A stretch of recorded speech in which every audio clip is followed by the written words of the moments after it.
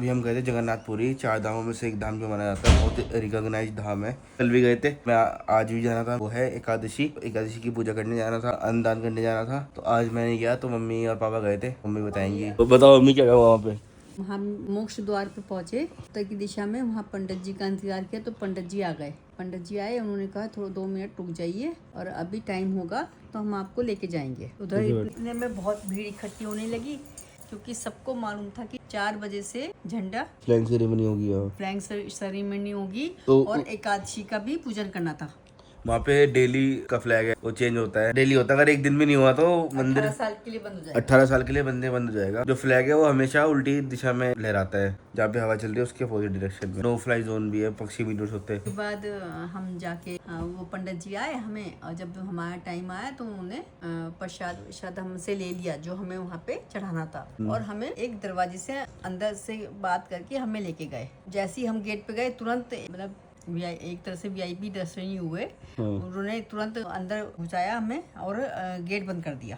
Police वाले ने, लोहे का गेट था। वहाँ इतनी भीड़ थी वहाँ कि पैर रखने की जगह कल से ज्यादा भीड़ थी, बहुत ज्यादा भीड़। मतलब वहाँ भगवान जी तो दिख ही नहीं रहते, बिल्कुल भी भगवान जी नहीं दिखे।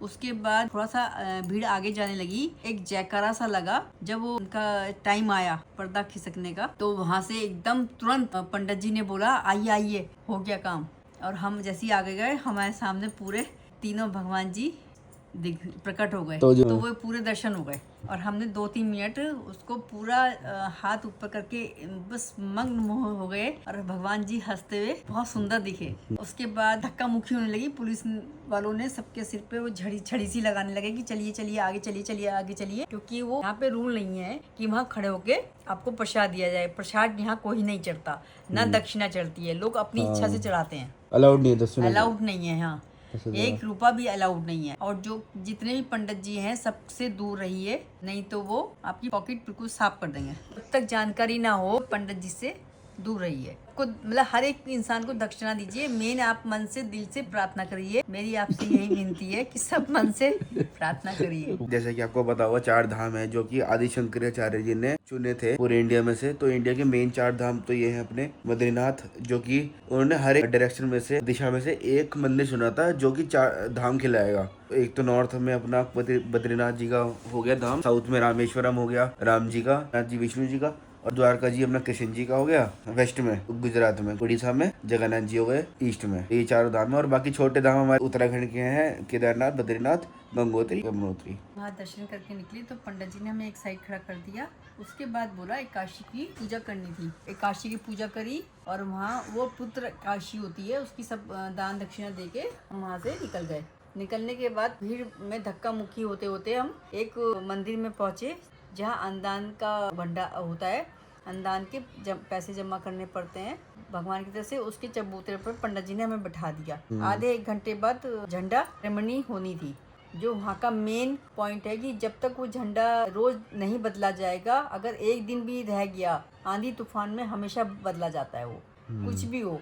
और ये इनकी परंपरा है कि ये यहाँ के जो पुराने पंडित चले आ रहे हैं, उन्हीं की पीढ़ी करती आएगी, उन्हीं की जनरेशन है ये, पीढ़ी से वो चली आ रही है इनकी। ने बहुत सारा गर्दन में, अपनी धोतियों में खूब सारे झंडे के पोटलियाँ बांध रखी थी।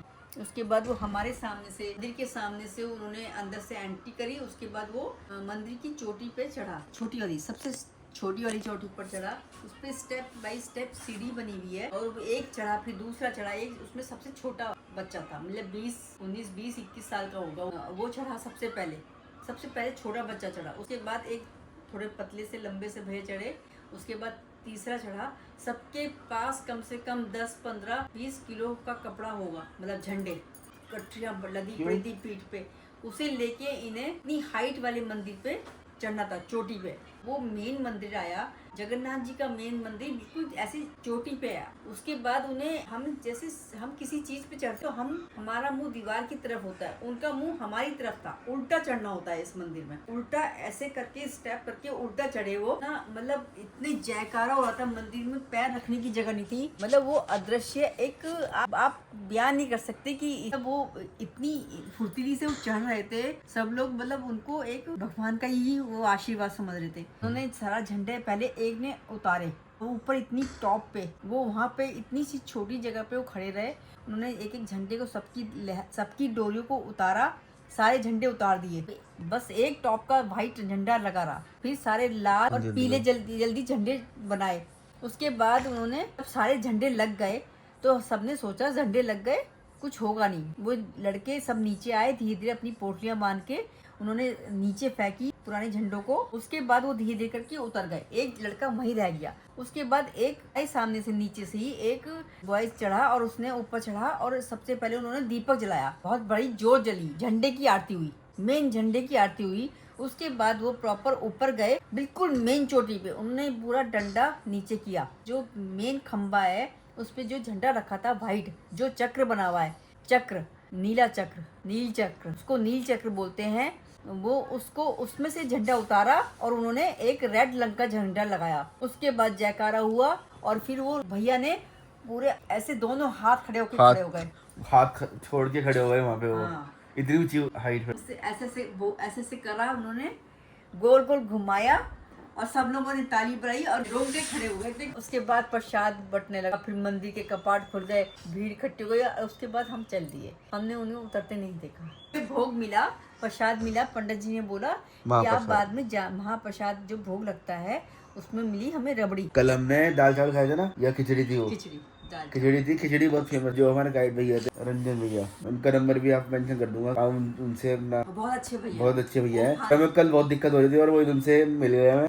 हमारा सब कुछ करा दिया, अंदर ले गए। वहाँ पे वो स्टूल ले गए जिस चढ़ के देख सके हैं। इतनी हेल्प करी उन भैया ने और सब कुछ समझा दिया हमें मंदिर के बारे में। उनको उनकी नौकरी लगी हुई है वो मंदिर में, फिर भी वो उनसे लेते नहीं है, लेते नहीं क्योंकि है। उन्होंने अंदर से मन में संकल्प रखा है कि मेरे को भगवान के लिए सेवा करनी है। हाँ। उनमें एक दिन में 3-4 लोग जो मिल जाते हैं, उनसे 500, 200, 300 जो श्रद्धा से दे देता है, वो अपनी बात रख देते हैं कि मैं आपको मंदिर के दर्शन करा दूंगा, 500, 600, 800 दे सकते हो तो ठीक है। पर जब वो उनके काम से खुश होते हैं तो वो अपने आप 100-200 उन्हें दे देते हैं। पर वो जेन्युइन बात बताते हैं कि झंडों को किसी को कुछ नहीं देना और दक्षिणा यहाँ चलती नहीं है। तो आप प्लीज उनका नंबर मेरा बेटा सेंड कर देगा। हाँ, बोलेंगे तो मैं नंबर डाल दूंगा, उनसे ही कॉन्टेक्ट करके अपना गाइड उनसे बुक कर लीजिएगा। मंदिर में जैसे कि आपको बताइए फोन वगैरह तो अलाउड नहीं है, तो फोन और शूज ना मोबाइल फोन तो आपको वहीं पे निकालने पड़ेंगे। लॉकर्स बहुत सारे लॉकर्स बने हुए हैं, तो आप उसमें निकाल सकते हो। और कोई अच्छे में ही निकालिएगा, उन्हें भी बहुत टाइम लगा हमें ढूंढने में। जो बैग है वो आप थोड़ा पुलिस से बोल के कि इसमें कुछ नहीं है जा सकते हो। वैसे तो